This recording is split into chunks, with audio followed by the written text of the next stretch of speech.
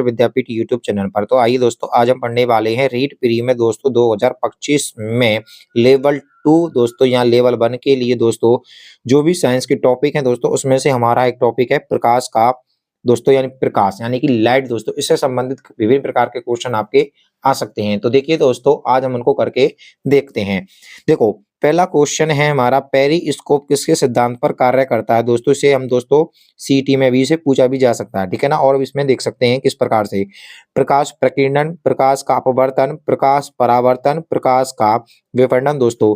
Periscope में दोस्तों क्या होता है, प्रकाश का परावर्तन होता है दोस्तों। और इसकी सहायता से दोस्तों क्या किया जाता है, पनडुब्बी जो टैंक होते हैं दोस्तों, उनकी सहायता से उनमें इसका उपयोग किया जाता है दोस्तों। परावर्तन का, प्रकाश का परावर्तन दोस्तों, ठीक है ना। दुश्मनों को देखने के लिए पनडुब्बी और टैंकों में इसका प्रयोग किया जाता है। चलिए देख लेते हैं दोस्तों। पेरिस्कोप में दर्पण का उपयोग होता है जो प्रकाश के परावर्तक सिद्धांत पर कार्य करता है। इसका उपयोग दोस्तों पनडुब्बी में और किसमें किया जाता है, टैंकों में किया जाता है, ठीक है ना। चलिए अगला क्वेश्चन देखते हैं दोस्तों कि क्या है जी। अगला क्वेश्चन है, दो एक दूसरे के लंबवत दोस्तों, ठीक है ना, एक दूसरे के लंबवत समतल दर्पण के बीच एक पेन को रखा जाता है। पेन की निर्मित प्रतिबिंब की संख्या दोस्तों कितनी हो सकती है, बताइए। 3, 5 या 4 या 2। तो देखिए दोस्तों, इसका आंसर हो जाता है हमारा ऑप्शन नंबर 3, ठीक है ना। चलिए अगला क्वेश्चन देखते हैं दोस्तों कि क्या है हमारा।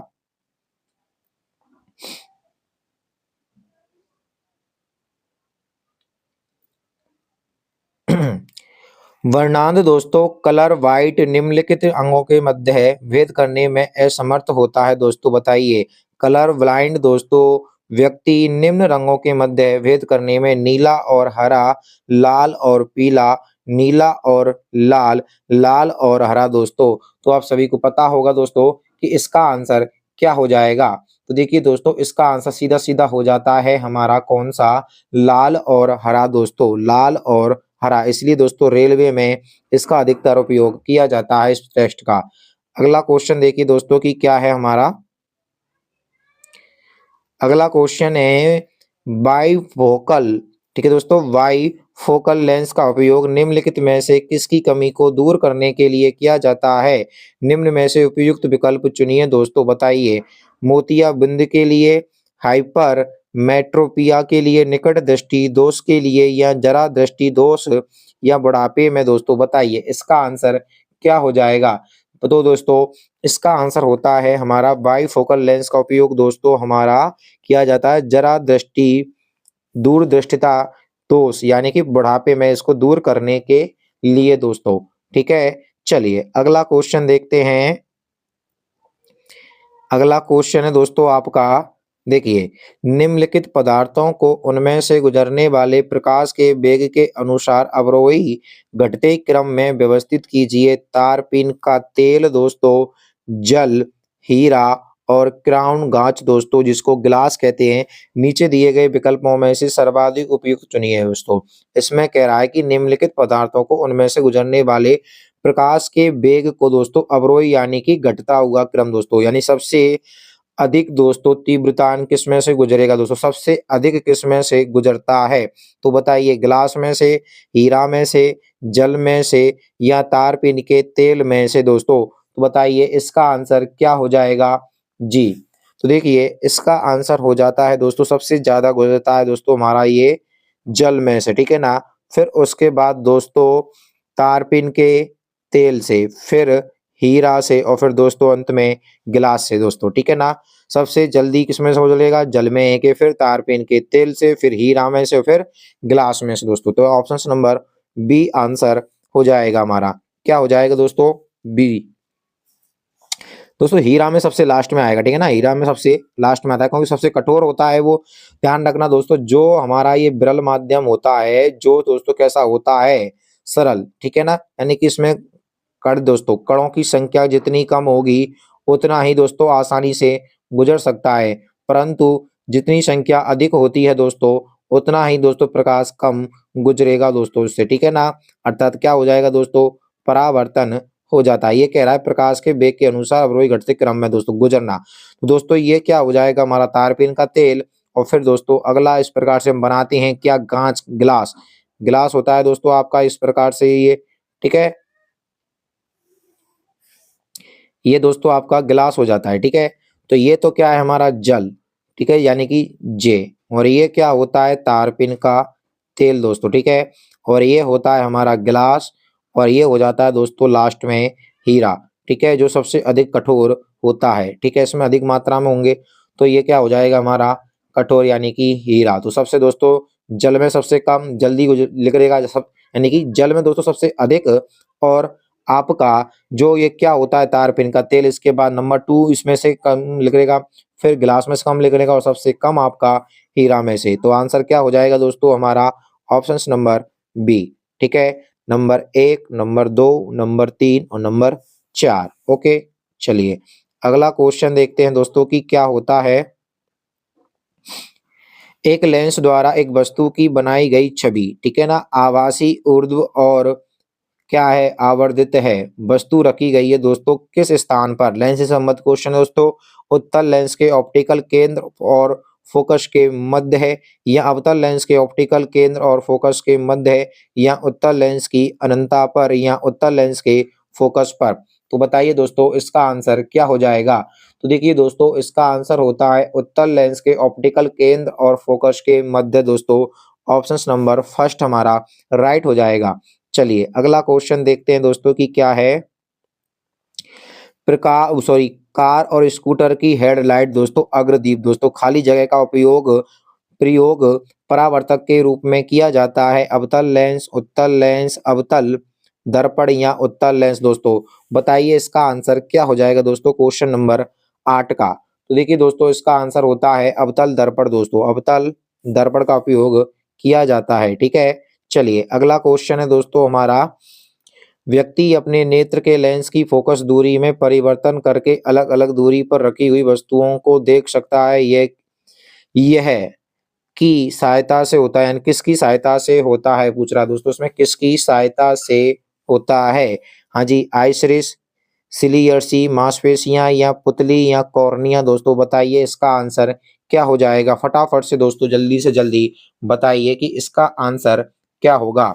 तो देखिए दोस्तों इसका जो आंसर होता है हमारा वो क्या हो जाएगा सिलिशियस, सिलियरी मांसपेशियां दोस्तों, ठीक है। चलो अगला क्वेश्चन देखते हैं दोस्तों जी। एक लड़की एक दर्पण के सामने खड़ी होती है और यह देखती है कि वह हो कहीं भी खड़ी हो उसका प्रतिबिंब हमेशा सीधा बनता है। दर्पण दोस्तों कौन सा होगा, समतल या उत्तल, केवल अवतल, केवल उत्तल, केवल समतल दोस्तों। हाँ जी दोस्तों सीधा बनता है तो कौन सा हो जाएगा, या तो समतल होगा या फिर उत्तल होगा दोस्तों, ठीक है ना। क्योंकि यही क्या बनाता है हमारा सीधा दर्पण बनाता है, या तो समतल होगा या फिर उत्तल हो जाएगा दोस्तों, ठीक है। चलिए अगला क्वेश्चन देखते हैं दोस्तों कि क्या है। तो देखिए दोस्तों अगला क्वेश्चन है हमारा। एक लड़का धूप धूप से एक अंधेरे कमरे में प्रवेश करता है, उसकी आंखों को दोस्तों क्या होगा दोस्तों, उसकी पुतली का आकार बड़ा हो जाएगा और उसकी आंख में कम प्रकाश प्रवेश करेगा। अच्छा जी, उसकी पुतली का आकार छोटा हो जाएगा और उसकी आंख में कम प्रकाश करेगा। अच्छा, उसकी पुतली का आकार बड़ा हो जाएगा और उसकी आंख में अधिक प्रकाश प्रवेश करेगा। अच्छा जी, उसकी पुतली का आकार कम हो जाएगा और उसकी आँख से आँख में अधिक प्रकाश प्रवेश करेगा दोस्तों। तो बताइए इसका आंसर क्या हो जाएगा? फटाफट से फटाफट बता दीजिए दोस्तों। जी, देखिए दोस्तों ये बात हम अपने ऊपर भी डाल के देख सकते हैं। जब हम दोस्तों धूप से घर के अंदर या कमरे में जाते हैं तो आपने देखा होगा कि आपकी धूप में आँखें तो मिच जाती हैं, परंतु जैसे ही आप अंधेरे में जाती हैं, आपकी आँखें दोस्तों क्या होती हैं, बड़ी हो जाती हैं और दोस्तों प्रकाश अधिक अंदर प्रवेश करेगा दोस्तों, ठीक है ना? तो इसमें क्या हो जाएगा, उसकी पुतली का आकार बड़ा हो जाएगा और उसकी आँख में अधिक प्रकाश प्रवेश करेगा दोस्तों, यानी कि सी ऑप्शंस बिल्कुल राइट हो जाएगा दोस्तों, ठीक है ना? चलिए अगला क्वेश्चन देखते हैं कि क्या होता है।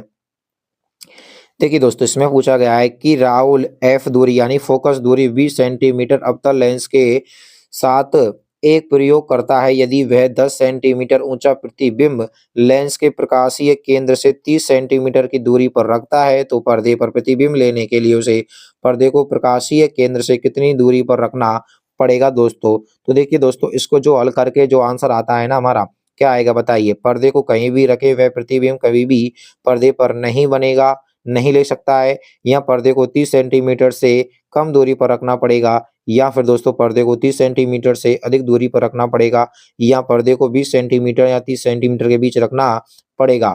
तो इसका आंसर होता है दोस्तों ऑप्शन नंबर ए, ठीक है ना। चलिए अगला क्वेश्चन देखते हैं कि क्या है। एक लड़के को जब वह कक्षा की आखिरी पंक्ति में बैठता है तो पढ़ने में कठिनाई होती है। वह किस दृष्टि दोष से पीड़ित है और उसे दोष के उपाय के लिए कौन से लेंस का प्रयोग करना पड़ेगा दोस्तों। हाइपरमेटो हाइपरमेट्रोपिया उत्तल लेंस, या मायोपिया उत्तल लेंस, या मायोपिया अवतल लेंस, या हाइपरमेट्रोपिया अवतल लेंस दोस्तों। बताइए इसका आंसर क्या हो जाएगा दोस्तों। जी हाँ, जल्दी से जल्दी बताइए दोस्तों कि इसका आंसर क्या हो जाएगा। तो देखिए दोस्तों, क्वेश्चन नंबर 13 का आंसर जो होता है वो होता है मायोपिया अवतल लेंस दोस्तों, ठीक है ना। चलिए अगला क्वेश्चन देखते हैं कि क्या है। क्वेश्चन नंबर 14 है दोस्तों। किसी बिंब का वास्तविक तथा समान साइज का प्रतिबिंब प्राप्त करने के लिए बिंब को उत्तल लेंस के सामने कहाँ रखा जाना चाहिए दोस्तों। जी, लेंस के मुख्य फोकस पर, फोकस दूरी के दुगनी दूरी पर, अनंत पर दोस्तों, लेंस के प्रकाशिक केंद्र और उसके मुख्य फोकस के बीच दोस्तों। तो बताइए इसका आंसर कितना हो जाएगा। तो दोस्तों इसका आंसर होता है आपका फोकस दूरी के दुगनी दूरी पर दोस्तों, ठीक है ना। तो आंसर क्या हो जाएगा इसका, ऑप्शन नंबर बी दोस्तों, बिल्कुल राइट आंसर हो जाता है। अगला क्वेश्चन है दोस्तों हमारा। उस कथन की पहचान करें जो कि दीर्घ दृष्टि दोष हाइपर मेट्रोपिक वाली नेत्र के लिए सही नहीं होता है, जो ठीक है ना, सही नहीं होता है। ऑप्शन ए, नेत्र का निकटतम बिंदु सामान्य निकटतम बिंदु 25 सेंटीमीटर से अधिक दूर। अच्छा जी। उपयुक्त क्षमता के उत्तल लेंस का उपयोग कर दोष को ठीक किया जा सकता है। अच्छा जी। प्रकाश किरणें रेटिना के मुख्य केंद्रित होती हैं। अच्छा जी। व्यक्ति आसपास की वस्तुओं को स्पष्ट नहीं देख सकता है। तो बताइए दोस्तों इसका आंसर क्या हो जाएगा क्वेश्चन नंबर 15 का। तो दोस्तों इसका आंसर होता है कि प्रकाश किरणें रेटिना के सम्मुख केंद्रित होती हैं। ऑप्शन नंबर सी आंसर दोस्तों बिल्कुल राइट हो जाएगा। अगला क्वेश्चन देखिए दोस्तों कि क्या होता है। मनुष्य की आंख में किस प्रकार का लेंस मौजूद होता है। जो आपकी दोस्तों आंखें होती हैं उसमें किस प्रकार का लेंस उपस्थित होता है बताइए। उभयोत्तल लेंस, अभ्यातल लेंस, समतल समतलोत्तल लेंस दोस्तों, या समतलावतल दोस्तों, ठीक है ना। समतल, अवतल, समतल, उत्तल, समतल, और उभय अवतल दोस्तों, और उभयो उत्तल दोस्तों, ठीक है ना। तो बताइए इसका आंसर क्या हो जाएगा। तो उभयो उत्तल होता है दोस्तों, क्योंकि उभरी हुई होती हैं ये। तो इसका आंसर क्या हो जाएगा हमारा, उभयो उत्तल दोस्तों, ठीक है ना। चलिए अगला क्वेश्चन देखते हैं कि क्या है। जी, अगला क्वेश्चन देखिए हमारा दोस्तों। अगला क्वेश्चन है, आकाश का नीला रंग किस परिघटना के कारण होता है। दोस्तों बचपन से ही पढ़ते आ रहे हैं दोस्तों, हम कक्षा 5 के बाद से ही पढ़ते आ रहे हैं कि आकाश का नीला रंग किस परिघटना के कारण होता है। प्रकाश का फैलाव, या दोस्तों प्रकाश का प्रकीर्णन, या प्रकाश का वायुमंडलीय अपवर्तन, या प्रकाश का प्रतिबिंब दोस्तों। तो बताइए इसका आंसर क्या हो जाएगा दोस्तों। तो देखिए इसका आंसर होता है दोस्तों, सभी को पता है कि प्रकाश का प्रकीर्णन दोस्तों, और इसी के आधार पर ही दोस्तों आपका क्या बनता है, रेनबो बनता है, जिसको हम इंद्रधनुष कहते हैं। चलिए अगला क्वेश्चन देखते हैं दोस्तों।